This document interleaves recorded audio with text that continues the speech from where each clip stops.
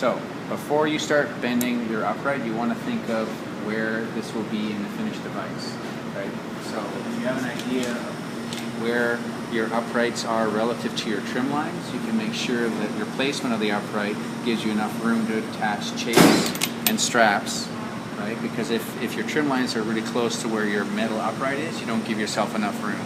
On this project, there's plenty of room, but on other KFOs that you're going to be doing metal bending on, especially on a polio leg with lots of atrophy, you have a lot less circumference, so you have to be a lot more aware of where you want to place this upright before you start bending. Okay, so in this case, we just tell you to put it right on the apex, the mediolateral apex of the device, so roughly that's going to be in this position here, right?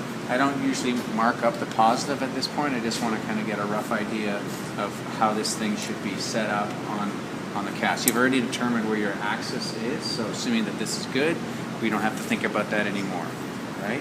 So, and in this project in particular, they give you criteria in terms of how long the upright is supposed to be and how far your plastic is from the edge of that upright. That's not totally realistic. In the real world, you're not going to be given those kinds of criteria, so it'll be up to you as a technician to decide how long to leave the upright so that again, you have enough attachment points to attach the upright to the cuff, and you don't want to have the proximal or distal ends of the upright too close to the ends of the plastic, right? On a KFO, which is often when you're going to be bending uprights, you want to keep these as high as you can, but not so high that if you have to do an adjustment due to like perineal impingement, right, or the lateral side is again too high so that when they're standing you get winging of the device, so that shows through the clothes. So if your uprights are right up to the end of where you've modified, you've kind of predetermined how low you can make those trim lines. The other time it becomes an issue is on a KFO when it's attached to like an ESR component of an AFO. You need to have enough plastic that can have deformation in it. And if your uprights go all the way down to the malleolae, you're not going to have any of that capability. So you want to leave it as long as you can so that you have as much upright to attach screws or rivets to your plastic, but not so much that it's going to get in the way of proximal trim lines or stuff that's happening at the angle. Again, in the KO, we're just telling you, make them this long, right? But for this project, I want to have an idea of how long this upright should be, and I'm just going to get rid of this hole here. I'm not measuring, I'm just kind of eyeballing, but there's no point in leaving all this upright on here when you start your metal bending. It's just going to make your life more miserable, right? So I want to get it as close to, but maybe give myself maybe a centimeter, 2 centimeters of extra length, because you will eat up some of that length with the more ML bending that you do. So I'm just going to ballpark them here and here to give me a length. The next thing I'm going to do is the axis hasn't been installed yet, so I'm just going to put this on an angle so that the camera sees it a bit better. And because I'm only going to demo one upright, I'm not going to have to worry about getting a threaded rod going all the way through. I'm just going to set this up quickly on yours and then take it out again. And if you've done this properly, these will fit in there very easily, right? And you have an ML criteria that you have to match your device to. When you have joints with drop locks, then your inside diameter isn't the same as when you have joints without drop locks, right? Because those joints are going to take up some of that inside diameter. So in this case, it's easy. There are no drop locks, so you just have to do your internal ML diameter based on the inside of the joint, which means that this surface of the T-nut represents that surface of the joint. So when you measure with your calipers or however you want to determine your ML, that's what you're going to be measuring toward. If you have drop locks, then you have to take that into consideration when you're setting it up. So I'm just going to pretend that putting it in about that far is enough clearance. I'm not going to worry about setting it up. And in this case, because I've been able to drive the T-nut teeth right into the positive, this is going to move anywhere. But normally what I would do is mix some plaster, build this around here so that I know it's not going to move and it will stay in place. So I'll do that just really quickly, just so for the sake of the video.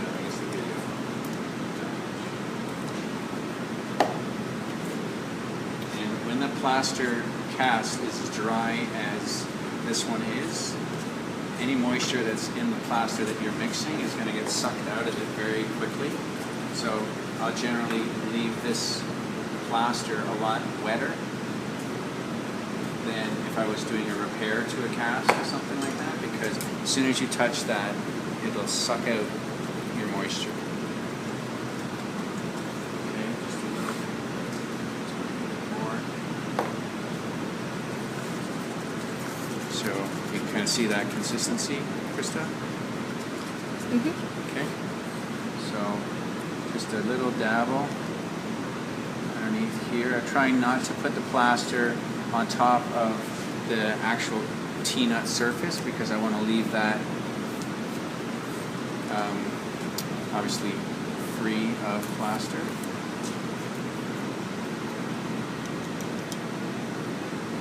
And you can see how quickly that plaster turns matte, right, as the moisture is being drawn out of it.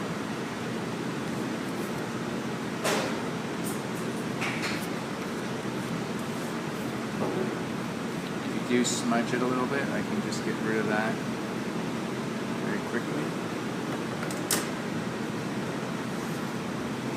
You don't have to spend a lot of time fixing this up and blending it in because it's not going to be part of your finished device, right? If you look at the trim lines of the finished KO, this is all garbage plastic. So all I'm doing is trying to secure this T-nut so that it's not going to move on me, but like anywhere between here isn't part of your finished device. So you don't have to polish this, you don't have to finish it, you just need to secure it so it's not going to move. Okay?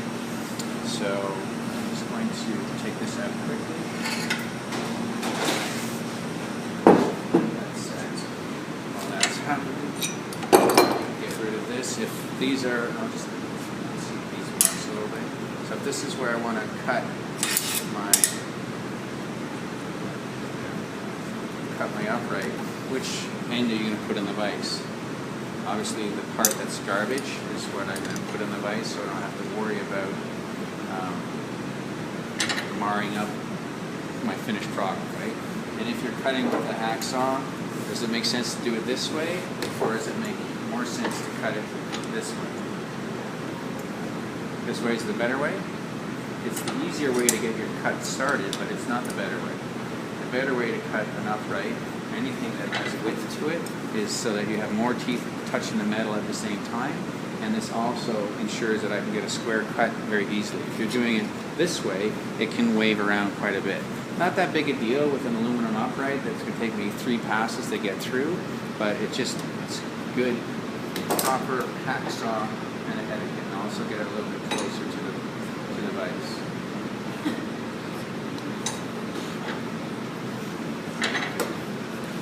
I'll just use my thumb to start it, and a couple quick passes so I have a notch, and then after that you can use the full length of the hacksaw blade and you'll get a nice straight cut.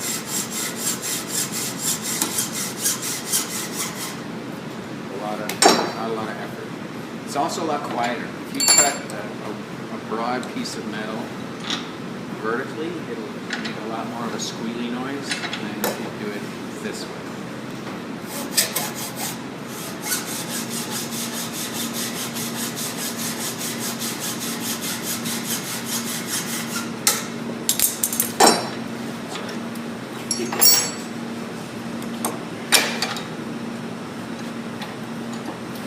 So the other thing you can do to make your life a bit easier is if you keep the bending irons closer to where you're actually doing your work, then you don't have to walk between 2 vices to do your metal bending. So oftentimes I'll put the bending iron in with the mandrel holder, right, so that I can have the cast at the end here, have a bending iron on the other, and it's very quick.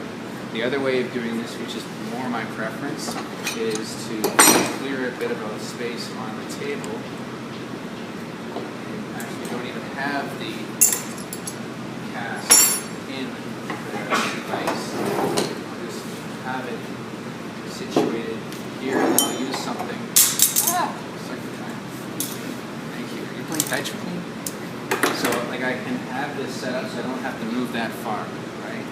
And the way I'll tip this is so that I can look top down on this thing, but I also want to be able to look at it from the side, right? Because it's this view you're looking at to evaluate your metal bending. Okay? just leave it like that. And at this point, I'm going to remove the screw, and I'll do another little trick is I'll put these back together again, reverse like this, so that when I want to assemble it and check if my alignment is good, I can just press this back together again. So I don't have to screw it and unscrew it and unscrew it. Like, it's fun to do maybe once or twice. If you have to do it 15 times, it's a pain in the butt. You want to have a quicker way of doing it. Right? And actually, for this type of an application, you don't really even need to put this screw in here. Right? I've just got one upright on its own. I don't need to worry about the other side right now. And that threaded rod, I probably, if I was smart, left a little bit more sticking out. But it's enough that it catches the clevis, so that when I put this on here, I know that when I press down, that it's coplanar onto my Tina. So as long as my other Tina on the other side is square and hasn't been dropped on the ground, then I know that I've got a fairly good coplanar alignment between my medial and my lateral upright. Okay. So now what I'm going to do, so I'll just grab this real quickly. Just want to have a look at how this is lined up, and I want to see where is it the worst in terms of, actually maybe I should just do it from this side as well. Alright, so I've lined this up to give me a rough idea of where I want that upright to be, and I'll put one tick on either side so that I have a way of consistently putting it back the way I started. So if I look at this from the side, you can see I got way more gappage on the distal piece than I do on the proximal piece. So one of my metal bending kind of rules is worst thing first. Get the worst metal bending over with first, because that's where most of your error is, and then you can kind of fine tune as you get along. This actually should be a medial contour joint, which would already bring that down a lot more, but you may not have that in the supplies that you've been given. This here is an example of a medial contour joint. Okay, so I'm going to do this side first, the distal end first, to get this down onto the cast. And I can't put this on here on its own, because if I start bending like this, I've now taken out the thickness of half of this clevis. So it means anytime I put this piece back on the upright, I need to press this back together again and put it down. And then what I'll also do is line up these pencil marks so that I always put the upright down on the cast the same way all the time. Because otherwise you tend to subconsciously best fit your metal bending if it contact your cast, regardless of what alignment you had in the initial setup. Okay, so I think this nice and close. And for me to do this kind of a bend, it's actually a combination of two, right? If I do an internal bend here, I'm already touching distally, it's going to get worse. So it means I have to do a combination, which means you have to kind of get an idea of, I have to do an internal bend, but at some point, distal to that, I have to do an external bend. So it's kind of hard to guess where that is. And the trick for doing that is just spinning the joint back, looking from the side, and I can kind of predict where it would hit the cast and where I have to do that external bend. So I'll still just do one bend at a time. Now, one thing you can do to minimize bulk is to get this contoured down to the cast as quickly as possible. Most people, when they're going to do an internal bend, they will get this upright, one bending iron, another bending iron, and then do their internal bend like this.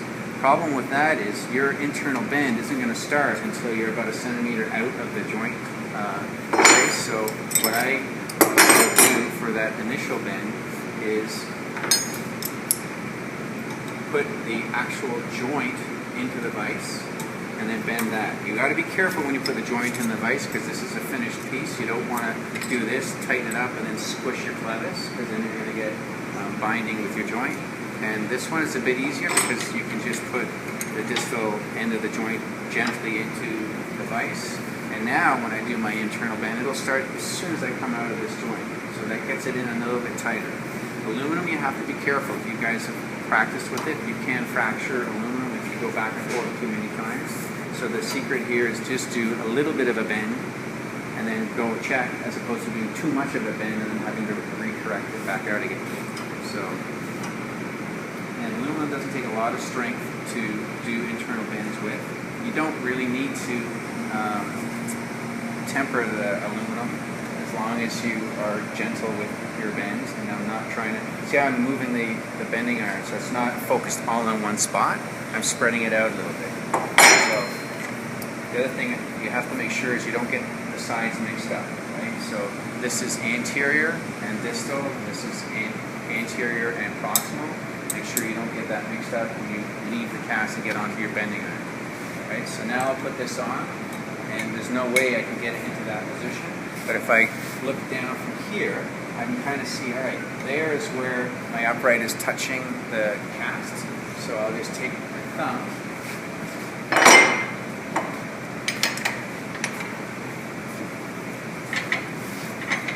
right? And that tells me where I'm catching the positive, and I'm going to start bending out. Again, I don't want to do it all there. I'm going to start there and then blend that bend over the entire distance of the upright so that you get a gradual change in your contour. And it's not enough. I know this. When I put this on, I'm still going to be too tight. But it gives me a chance. Again, if you shoot down from there, you can kind of see I'm getting pretty close. So I've guessed fairly accurately where I want that metal upright to come out again. And I can just do a bit more. So I'd rather, again, do a little bit of back and forth, a little bending, as opposed to doing too much bending and then getting into a situation where I have to unbend whatever I already bent. Put this back on, spin it over, getting closer, and I'm looking again down for this view here to see how close I'm actually getting. So I can go a bit further now. And you want to get down to the plaster as quickly as possible, because the sooner you're onto the plaster, right, the more plastic you're going to have to attach to the upright. But even if it's not contacting, and this from here to here is not contacting positive, you still have plastic that you attach the upright onto. It just minimizes involvement. I want to get it down as quickly as I can to the positive, but I don't want to have right angle bends on aluminum uprights. Okay, so I'm getting closer still. And I'm just going to do a little bit more.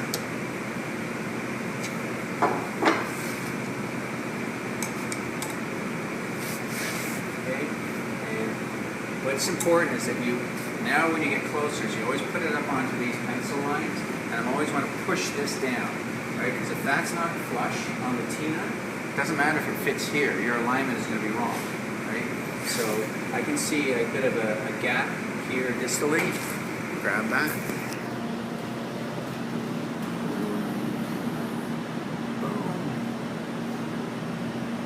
So there's a bit of a space on the distal side of that T-nut, so it means that I'm still too much contact here. Got it? Yep. So I need to continue to bring this out.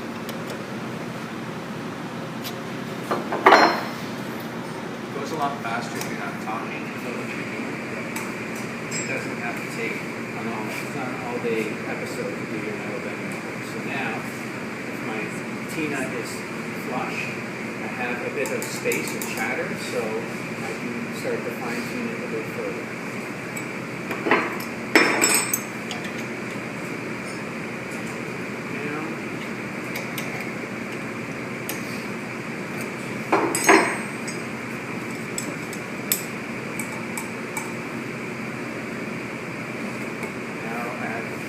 This is pressed onto the T-nut and I tap. This makes a different sound. It's not as chattery. And now when I look, and again, I want to see where I'm touching and where I'm not. It's pretty close.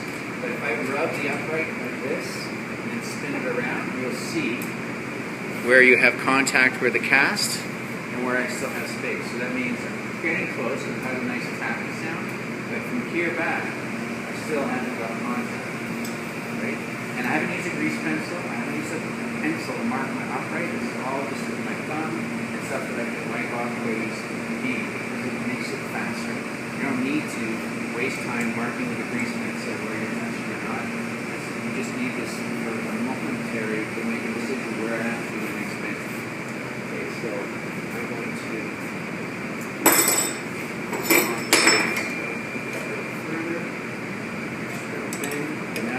capture the shape of this cast. It's not a flat surface.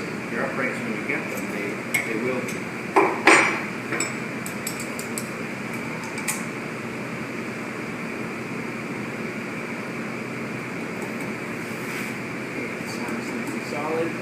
see that I've got contact distally, but the space now is pretty well, from here to here, the gappage is pretty consistent, and I'm just touching on the distal end. So what that means is I've got too much of an internal bend here, and I still have to bring this closer to the cast in order to get that in a second.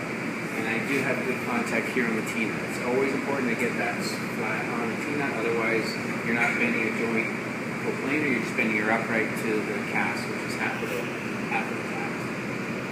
Okay, so if I need to get this in tighter, I gotta go back to the beginning. Bring this in just a tiny bit.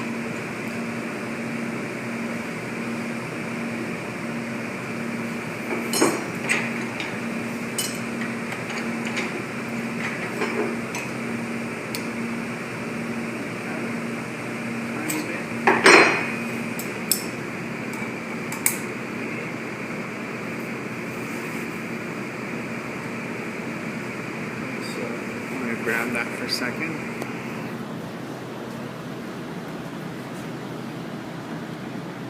Can just see. Beautiful. So I've got just a bit of contact here, but an equal space through the rest of the upright, which means all I got to do is take some of that internal bend here out, and it should be off to the races. Sorry to make a mistake. Okay, better still, but I still have, like, it's a nice sound, but you can hear, there I've got contact, here it's a bit of chatter, right? So if you start losing your eyesight, you have to go by sound. But in the end, you want to have a solid tap all along the length of the upright.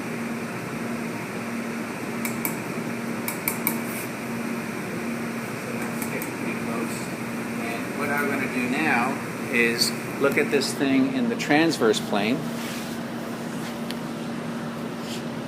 right? Because you want to see if the middle of the upright is lying flush on the cast. And you look for a gap on the posterior edge and make sure it's an equal gap on the anterior edge. This one is pretty good, so it means that I don't have to do any transverse rotations. Okay. So if you just look at this now, you notice how when we started, that tick mark and this tick mark were the center of the uprights. Once I've done these bends here, this has shifted a bit. It's not because, you know, I didn't have it extended. It's just when you start doing ML bends, there's an AP bend in that distal upright. Sometimes that will shift this around. So now you need to reevaluate. Is this what I want, or do I want to fine tune it? So if I looked at this, this has got too much of an anterior tilt to it. So it means I'm going to want to adjust this back to something like that. That's why I didn't draw the whole outline of the upright. I just did one little tick, so I know where I want to put it. So this is my new line that I want to bend these uprights to, which means I have to reevaluate what I've done here in the distal upright. So if I look at this from the side, the actual profile ML is pretty good, but my transverse is quite off, right? You can see I've got like a big space here, and I have contact with the posterior aspect of that upright. So that means I will have to do a transverse plane correction of my metal bend. So, I love these things. Oh, lots of space here, total contact on the posterior edge. So what kind of a bend am I going to have to do? A rotation am I going to have to do to get this to lie better on the cast? It's what we would call an internal rotation, right? I got to get the anterior aspect of that upright closer to the medial or the longitudinal axis of the cast. Okay, so how would you orient your bending irons to make that as easy as possible? The way it is, or would you change it? Just flip them 90 degrees so that you can do your transverse rotation. This is one where you really have to think so you don't do it the wrong way, right? So when I'll pick this up, I remind myself, okay, this is the anterior aspect, so if I put this in here, which way do I want to rotate with this bending iron? Do I want to rotate clockwise or counterclockwise? Clockwise. Exactly. The clockwise rotation will bring the anterior aspect of the upright closer to the longitudinal axis. where do you put your bending iron? You put it here and distally? You got to get it, again, think about where your gappage was, right? I had gappage along this entire length of upright. So if I put my two bending irons here and here, it's going to twist the entire length of the upright. If I want this whole surface to be flush with the cast, I have to have my transverse rotation happening between here and here before it hits the cast. So this whole piece is my passenger unit that rides in. Okay, so sometimes that is tricky to do because you already have ML bends that have taken place and you're trying to add on top of that a transverse. So I'm going to hold on to this distally here and so it doesn't spin out on me because there's a bit of looseness here, right? The other way of doing it, if that doesn't feel good to you, is actually put a joint in the vise. Okay, but then you have to be able to turn yourself upside down, right? Because this is now interior, and you have to remember which way do I rotate this now so that I do an internal rotation. Would it be clockwise or counterclockwise? Now it's counterclockwise, right? So you have to kind of be awake enough when you're doing your metal bending so that you don't twist things the wrong way. So I'll do both so you can kind of get an idea. What's nice about putting this in the vise is that this doesn't move around as much, and it's a bit easier to do that internal rotation, right? But if you notice, as I do that rotation, this torques out and changes the alignment of the upright. Again. So if we put this onto our new line here, okay, we've got it a little bit of an overhang here, and it's close, but I probably would do a bit more of an internal rotation. That's good. It's a happy medium. I got an equal space on either side of that upright, and I double check this way that I still have got decent ML pushed down here, and I want to have like a good solid tapping sound, so I know I've got pretty good contact. So now I am happy with my alignment. Actually, this is good contact here, and it starts to lift a little bit by the time I get to the distal end. So in this case, I would do an internal rotation between here. See how I use my thumb to mark the space and then transfer that onto here? So again, no grease pencil marks. I can just use my thumb and then just a little bit of a tweak. Final check. So first thing I do is press this down. Second thing I do is line up with that pencil mark. Then I'll do my tab test.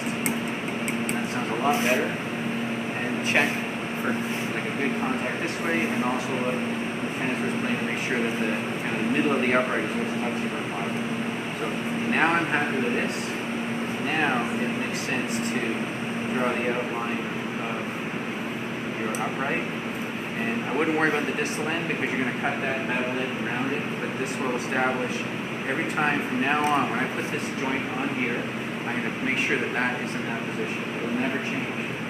So I'm not going to start this until I'm happy with my distal upright. Right? And all the way through, I did worst thing first. I did the distal upright because it required more metal bending than the proximal upright. Then I did my ML bends to get the upright down on top of the cast, because that was the next biggest issue. And then the last thing I did is check for it in the transverse plane, and went back and reevaluated where I wanted to put my upright so that they stay aligned nicely.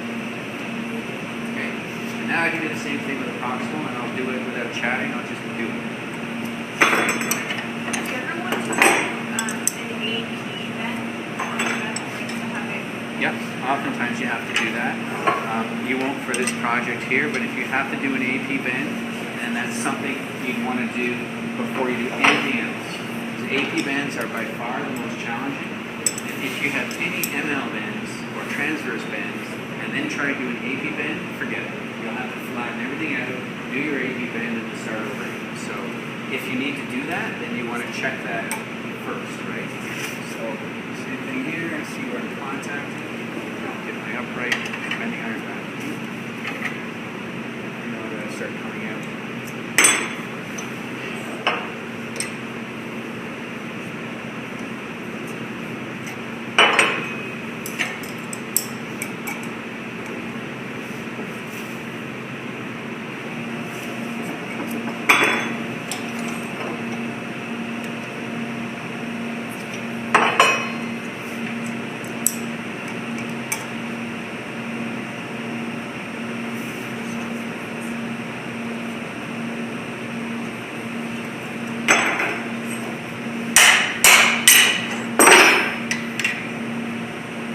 how I'm not putting this in the vise because I don't want to squish the clevis together. I'm just putting the top end of the joint in there. And I'm just going to bring it in a bit.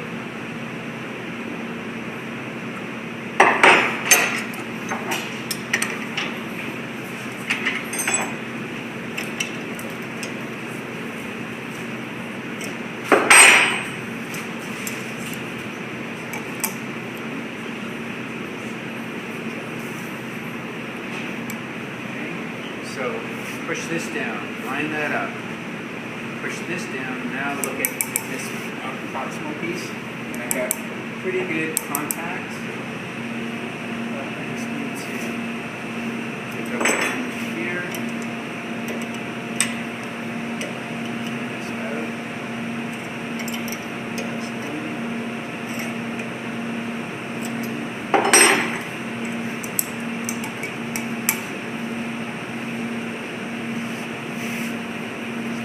First, second, push this down, look at this.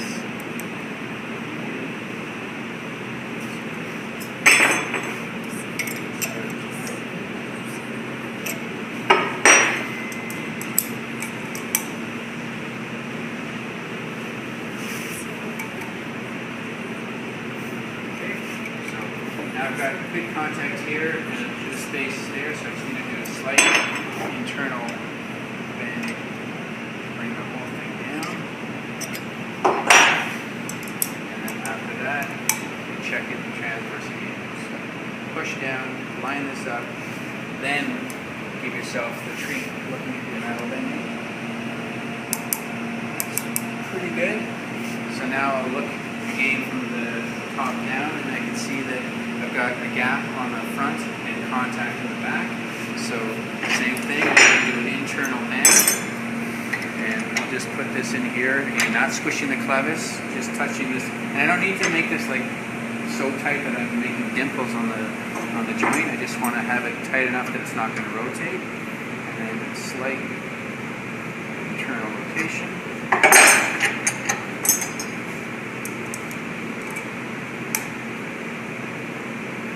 Your eye wants to look at what you've done first, but resist the temptation. Put this thing on here, square this off first, and then the last thing you do is look at how happy you are with the metal. So that's good this way.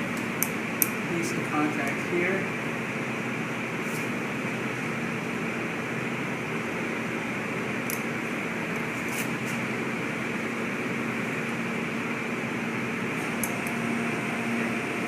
So we'll just take a quick zoom-y-doo.